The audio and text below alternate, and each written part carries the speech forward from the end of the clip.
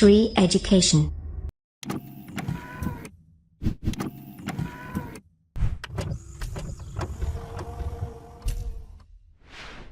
नमस्कार दोस्तों, बहुत बहुत स्वागत करता हूं मैं आप सभी का श्री एजुकेशन की तरफ से और मेरा नाम है रवि। तो दोस्तों आज का ये हमारा वीडियो नंबर 18 है। इसके पहले हमने 17 वीडियो अपलोड कर चुके हैं और ये वीडियो नंबर 18 है जो कि क्रैश कोर्स है भौतिक विज्ञान का, जो कि सामान्य विज्ञान का पार्ट है, जनरल साइंस का, और बहुत ही इम्पोर्टेंट है आपके एग्ज़ाम पॉइंट ऑफ व्यू से। जो एग्ज़ाम आने वाले हैं या तो वो हो SSC CGL का हो, या तो आपके स्टेट PCS का हो, या आप UPSC का हो, इसमें ये आपके उपयोग आएगा। और भी जो एग्ज़ाम जिनमें आपसे ये पूछा जाएगा भौतिक विज्ञान, उनके लिए भी बहुत लाभदायक होगा। तो इसके पहले वाले वीडियो में हमने आपको तरंग के बारे में बताया था, वेव के बारे में बताया था।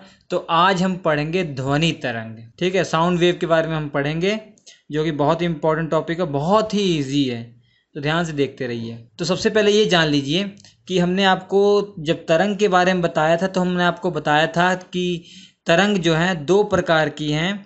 एक यांत्रिक तरंगे होती हैं, एक दूसरी जो होती है अयांत्रिक तरंगे, जिसे आप इलेक्ट्रोमैग्नेटिक वेव के नाम से जानते हैं या विद्युत चुंबकीय तरंगों के नाम से जानते हैं। तो सबसे पहला वाला कौन था? यांत्रिक तरंगे। और सबसे पहला जो यांत्रिक तरंगे थी, वो यांत्रिक तरंगे भी दो प्रकार की थी।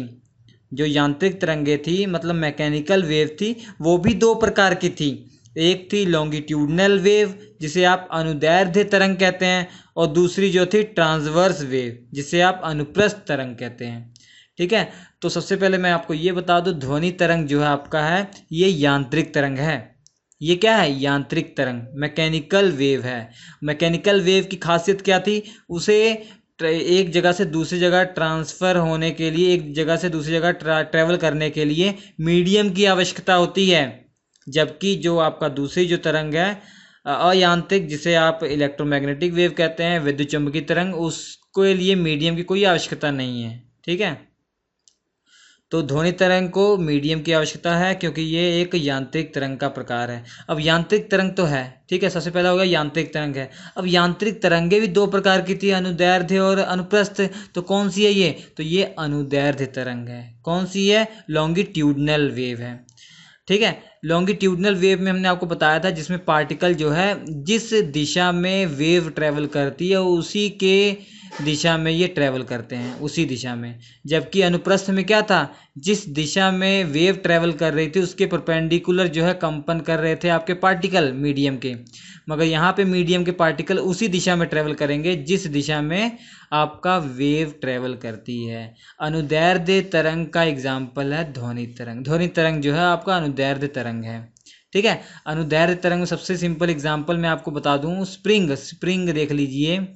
जब भी ये कंप्रेस होती है, स्ट्रेच होती है, तो ये साथ ही में इसके पार्टिकल जाते हैं। ठीक है, वेव के रूप में जब ये इधर उधर जाती है तो पार्टिकल भी साथ ही में जाते हैं। तो वैसे ही हमारी साउंड वेव क्या है, एक अपने दिमाग में आप सोचिए, ये इसका जो वेव होगा स्प्रिंग की तरह ही चलेगा। ठीक है, मैं बना देता हूँ, आपको समझ आएगा। ऐसे, फिर ऐसे बीच में ऐसे हो जाएगा, फिर ऐसे ऐसे, ठीक है, ऐसे टाइप का होगा। तो आपको ये समझ में आ गया। ये क्वेश्चन बहुत ही इंपॉर्टेंट है कि ध्वनि तरंगे क्या हैं। तो चार ऑप्शन दिएंगे, तो ये यांत्रिक तरंगे हैं। ऑप्शन में दिया जाएगा इलेक्ट्रोमैग्नेटिक वेव है, नहीं, तो ये यांत्रिक तरंगे है। अगर यांत्रिक तरंगों में पूछ जाए, यांत्रिक तरंगे दो प्रकार की थी, अनुदैर्ध्य और अनुप्रस्थ, तो ये अनुदैर्ध्य तरंगे हैं। जबकि इलेक्ट्रोमैग्नेटिक वेव जो थी, जैसे सूर्य का प्रकाश, ये सब था जो, वो उनके बारे में आपको ये जानना चाहिए, वो केवल अनुप्रस्थ होती हैं। अनुदैर्ध्य का उसमें कोई सवाल नहीं होता। वो क्या होती है? केवल अनुप्रस्थ होती हैं, मतलब ट्रांसवर्स वेव्स होती हैं वो। अब देखिए, ध्वनि तरंग, जो ध्वनि तरंग है उसको आवृत्ति के हिसाब से तीन रेंज में बांटा गया है। तीन रेंज में बांटा गया है। जो पहला रेंज है वो 0 हर्ट्ज से लेकर 0 हर्ट्ज। हर्ट्ज जो है ये आवृत्ति का मात्रक है।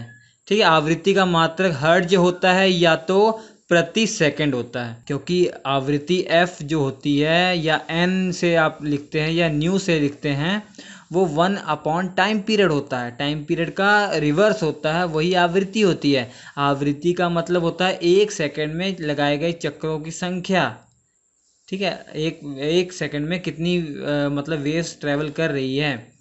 अगर वो पीरियोडिक है। इसके पहले वीडियो में आपको समझा दिया गया, आप समझ जाएंगे।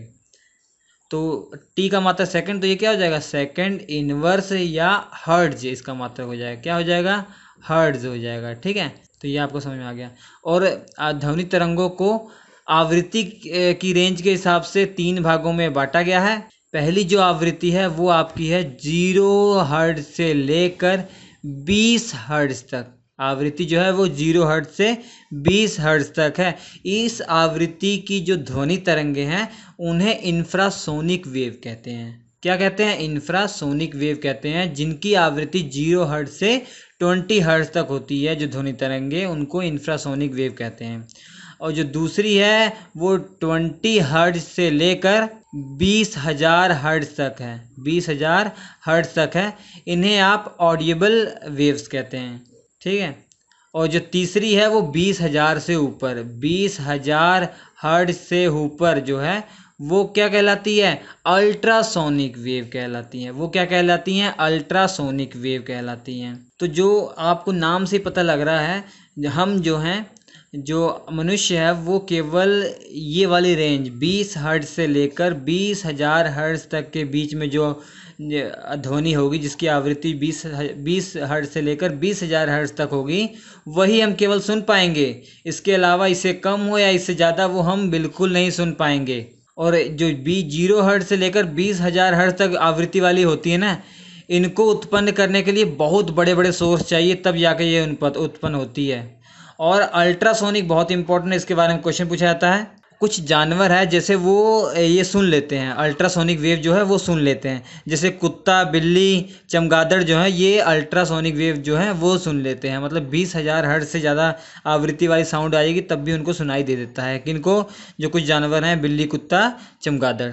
अब देखिए इनकी जो है ये आवृत्ति बहुत अधिक है, तो सबसे ज़्यादा ऊर्जा इन्हीं की होती है। आवृत्ति अधिक होने के कारण इनकी जो ऊर्जा होती है वो बहुत अधिक है। आवृत्ति अधिक होने के कारण इनकी जो एनर्जी होगी सबसे ज़्यादा होगी। क्यों, क्योंकि इनकी आवृत्ति ज़्यादा। याद रखिए, क्वेश्चन पूछा जाएगा, इनकी ऊर्जा सबसे ज़्यादा होती है अल्ट्रासोनिक वेव की। और सबसे छोटी तरंग दैर्ध्य किसकी होगी, इन्हीं की सबसे छोटी तरंग दैर्ध्य होती है। तरंग दैर्ध्य जो है इन्हीं की सबसे छोटी होती है।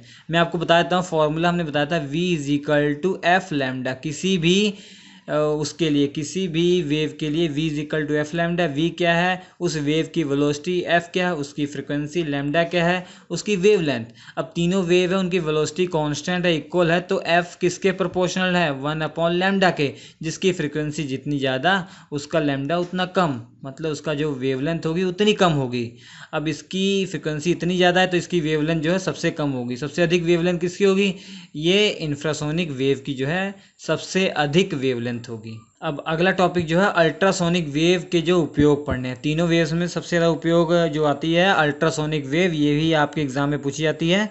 तो इनके उपयोग आपको पढ़ने हैं। तो पहला है समुद्र की गहराई मापने में इसका उपयोग किया जाता है, किसका, अल्ट्रासोनिक वेव का, जिसकी फ्रीक्वेंसी जो होती है 20,000 हर्ट्ज से ऊपर होती है। दूसरा उपयोग दूध के बैक्टीरिया, जो हानिकारक बैक्टीरिया होते हैं ना, उनको मारने में इसका उपयोग किया जाता है अल्ट्रासोनिक वेव का।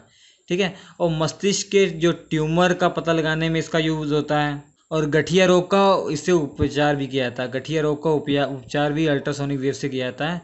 और जो बहुत कीमती चीज़ें हैं उनके पुर्जे साफ़ करने में इसका उपयोग किया जाता है। वायुयान और जो घड़ियाँ होती हैं उनके पुर्जे साफ़ करने में इसका उपयोग किया जाता है, किसका, अल्ट्रासोनिक वेव का। और इसका उपयोग संकेत भेजने में भी किया जाता है। संकेत, इन्फॉर्मेशन भेजना है या आपको कुछ संकेत भेजना किसी को, तो इसका उपयोग किया जाता है अल्ट्रासोनिक वेव का। उसके बाद देखिए ध्वनि की चाल। इसके पहले जो है आपको हमने बताया था, किसकी चाल बताया था, इलेक्ट्रोमैग्नेटिक वेव की चाल बताया था, जो कि होती है c के बराबर। मतलब प्रकाश की चाल से चलते हैं, 3 × 10⁸ मीटर प्रति सेकंड से चलते हैं। मगर यहाँ पे बात करेंगे हम ध्वनि की चाल। ध्वनि की चाल याद रखिए, जो ध्वनि की चाल होती है बहुत कम होगी इससे। ये जो डिपेंड करती है, ये किस पे डिपेंड करती है, v=√E/d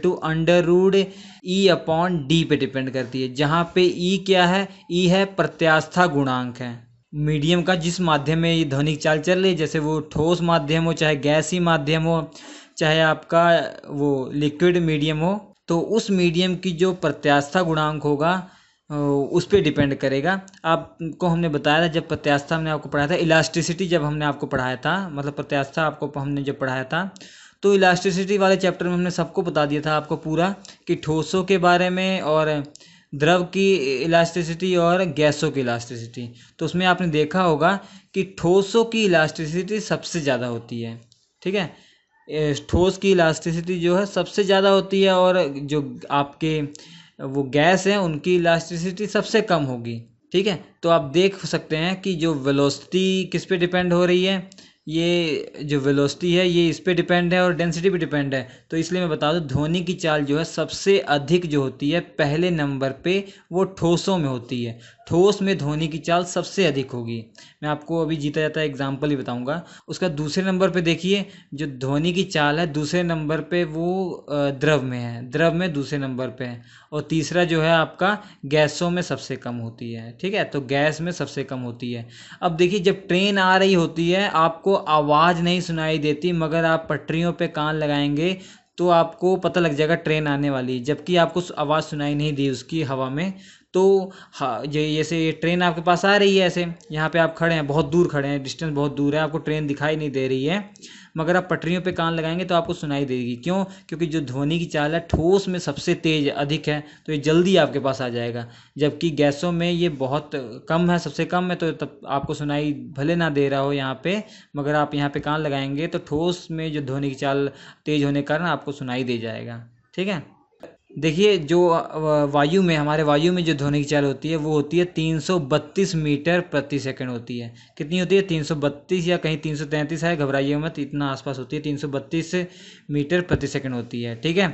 और जल में ध्वनि की चाल इससे ज़्यादा होगी। अब जल में पूछ ले जाए, ये लिक्विड में, जल में आपका द्रव में पूछा गया है, द्रव में कौन सा? जल में। द्रव बहुत हैं, दूध ये सब हैं, मगर जल में आपका वाटर में पूछा जाए तो ये आपका है 1483 मीटर प्रति सेकेंड, ठीक है। 1483 मीटर प्रति सेकेंड। जबकि लोहे में पूछा जाता है, तीन चीज़ें आपसे पूछा जाता है। लोहे में आपका जो है, लोहे में आयरन में जो होगा आपका 5130 मीटर प्रति सेकेंड। आप देख सकते हैं कितना फ़र्क है, ठीक है। तो ध्वनि की चाल लोहे में कितनी हो जाएगी? 5130 मीटर प्रति सेकेंड। कुल मिलाकर कहने की यही बात है कि ठोस में सबसे अधिक, द्रव में उसके बाद, गैसों में उसके बाद। और कुछ माध्यम है, मैं आपको लिस्ट बता देता हूँ, उसमें आपको ध्वनि की चाल अगर याद करना चाहें याद कर लिए, छोटे छोटे एग्जामों में पूछ सकते हैं ये आपसे। जैसे वायु में हमने आपको बता दिया, वायु वाला रट लीजिएगा। हाइड्रोजन में कभी कभी पूछ लिया जाता है, तो हाइड्रोजन में 1269 मीटर प्रति सेकंड है, ठीक है, 1269 प्रति सेकंड। और वायु में हमने आपको बता दिया 332 मीटर प्रति सेकंड होता है। और आयरन का हमने मतलब लोहा का बता दिया, ठीक है, लोहा का बता दिया हमने आपको, तो वो 5130 मीटर, ठीक है। लोहे में कितना होगा? 5130 मीटर प्रति सेकंड। और एल्यूमिनियम इससे ज़्यादा होगी, 6420 मीटर प्रति सेकंड होगा। और ग्लास में, कांच में भी पूछा जा सकता है आपसे, तो कांच में 5640 मीटर प्रति सेकंड होगी। पारा में आपको पूछा जाता है, पारा में जो होगा 1450 मीटर प्रति सेकंड होगा। और जल में आपको बता दिया, जल में कितना है? 1483 मीटर प्रति सेकंड, ठीक है। और ये भी आपसे पूछ सकता है समुद्री जल में, तो समुद्री जल में इससे थोड़ा ज़्यादा होती है, 1533 मीटर प्रति सेकंड, ठीक है। समुद्री जल में जो होगा, समुद्री जल में वो 1533 मीटर प्रति सेकंड होगा। और अल्कोहल में भी आपसे पूछ सकता है, और भाप में भी पूछ सकता है। भाप जो है 100 डिग्री सेल्सियस पे लगभग आपसे पूछेगा, 100 डिग्री सेल्सियस से थोड़ा सा ऊपर, तो अगर पूछे आप 405 मीटर प्रति सेकंड बताएंगे। कितना? 405 मीटर प्रति सेकंड। और अल्कोहल में आपसे पूछ सकता है, अल्कोहल में जो है 1213 मीटर प्रति सेकंड होती है। ये लिस्ट याद कर लीजिए, अगर पूछा जा सकता है, इसमें पूछा जा सकता है। और कार्बन डाइऑक्साइड CO2 में भी आपसे अगर पूछे 260 मीटर प्रति सेकंड होगा, ठीक है। इन माध्यमों में आप याद कर लीजिए। देखिए, कोई भी वेव हो, चाहे वो ध्वनि तरंग हो, चाहे कोई भी तरंग हो, किसी एक मीडियम से जब दूसरे मीडियम में जाएगी तो उसकी आवृत्ति पे कोई प्रभाव नहीं पड़ेगा, ठीक है। आवृत्ति पे नो चेंज होगा, कोई भी चेंज नहीं होगा, ठीक है। आवृत्ति पे कोई भी प्रभाव नहीं पड़ेगा एक मीडियम से दूसरे मीडियम, मतलब एक मीडियम कोई, मैंने मान लिया जल है, दूसरा मीडियम आपका वायु है, या कुछ भी हो सकता है, कैसे भी, ये दूध है, ये पानी मीडियम है। तो किसी भी मीडियम से दूसरे मीडियम में जा रही है तो कोई भी वेव हो, उसकी आवृत्ति में कोई प्रभाव नहीं पड़ेगा। जबकि उसकी स्पीड बदल सकती है, स्पीड बदल सकती है उसकी, और आपका उसकी तरंगदैर्घ्य बदल सकती है। और वी और लैम्डा में फ़र्क पड़ सकता है मगर एफ में कोई फ़र्क नहीं पड़ेगा। जैसे फॉर्मूला जानते हैं V is equal to F lambda, तो एफ क्या होगा, कांस्टेंट रहेगा चाहे किसी भी मीडियम में जाए। ठीक, चाहे किसी भी मीडियम में जाए। जब एक मीडियम से दूसरे मीडियम में जा रहा है उसकी वेलोसिटी अगर कम हो जा रही है तो उसका ये लैम्डा भी उसका क्या हो जाएगा, कम हो जाएगा। ठीक है, तो आप ये जान लेंगे ध्वनि तरंग के बारे में कि एक मीडियम से दूसरे मीडियम में जाएगी, चाल और तरंग दैर्ध्य भले बदल जाए मगर आवृत्ति बिल्कुल परिवर्तित नहीं होगी। ये आपसे क्वेश्चन पूछा जाएगा, बहुत इंपॉर्टेंट है। और ध्वनि की तीव्रता आपसे उसका मात्रक पूछा जाता है। ध्वनि की तीव्रता को कैसे नापते हैं ये आपसे पूछा जाता है। तो ध्वनि की तीव्रता को बेल जो होता है ये उसका क्या है, बेल जो है ये इसका मात्रक है, बेल इसका मात्रक है। ठीक है, जो कि एक बड़ा मात्रक है, बड़ा मात्रक है। जैसे किलोमीटर मीटर होता है ना, किलोमीटर बड़ा वैसे बेल बड़ा है। इसमें अगर ध्वनि की तीव्रता में छोटा मात्रक इसका पूछा जाए तो डेसिबल होगा, डीबी होगा, डेसिबल होगा। ठीक है, क्या होगा, डेसिबल होगा। तो ये क्वेश्चन आपसे पूछा जा सकता है, तो ऑप्शन में आएगा, आप लगा देंगे। डेसिबल नाम से पता लग रहा है तो जो बेल का 10वां हिस्सा है उसका। ठीक है, बाकी की इसके बाद वाले वीडियो में बाकी की जानकारी आपको मिलेगी जिसमें मैं बताऊंगा दाब का क्या प्रभाव पड़ता है ध्वनि की चाल पे, टेम्परेचर का क्या प्रभाव पड़ता है, ह्यूमिडिटी का क्या प्रभाव पड़ता है, सभी चीज़ें मैं आपको बताऊंगा। ठीक है, और बाकी जो चीज़ें हैं वो सब मैं अगले वीडियो में आपको बताऊंगा। वीडियो अच्छा लगा हो तो लाइक कीजिएगा, शेयर कीजिए दोस्तों के साथ ताकि वो भी इसका लाभ उठा सकें। स्क्रीन पर आपके 4 वीडियो आ रहे हैं, इंपॉर्टेंट है, देख लीजिएगा। हम आपसे मिलेंगे अगले एपिसोड में, तब तक के लिए नमस्कार।